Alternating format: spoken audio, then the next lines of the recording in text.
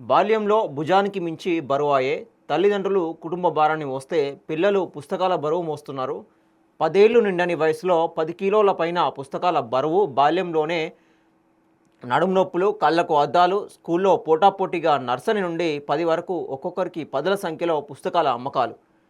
ప్రభుత్వ, ప్రైవేట్ పాఠశాలలో కిలోల కొద్దీ పుస్తకాల బరువుతో ఉదయం, సాయంత్రం పిల్లలతో బ్యాగులు పట్టుకొని వెళ్తున్న తల్లిదండ్రులు నేటి టెక్నాలజీతో పాటు పెరిగిపోతున్న పుస్తకాల బరువు, పేరుకే పరిమితమైన డిజిటల్ క్లాసులు, తరగతి పెరుగుతున్న కొద్దీ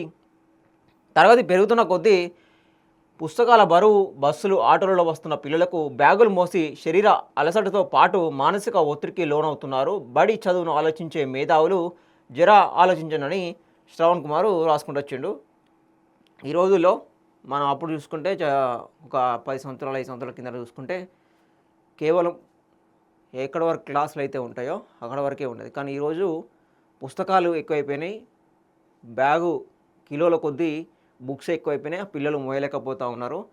పిల్లలు మోయలేకుండా టిఫిన్ బాక్స్ సహా పేరెంట్స్ వాళ్ళతో వెళ్ళి మార్నింగు అక్కడ స్కూల్ దగ్గర దింపేసి వచ్చి మళ్ళీ సాయంత్రం వచ్చేటప్పుడు మళ్ళీ బైక్ మీద కానీ ఆటోలో కానీ తీసుకొస్తూ ఉన్నారు.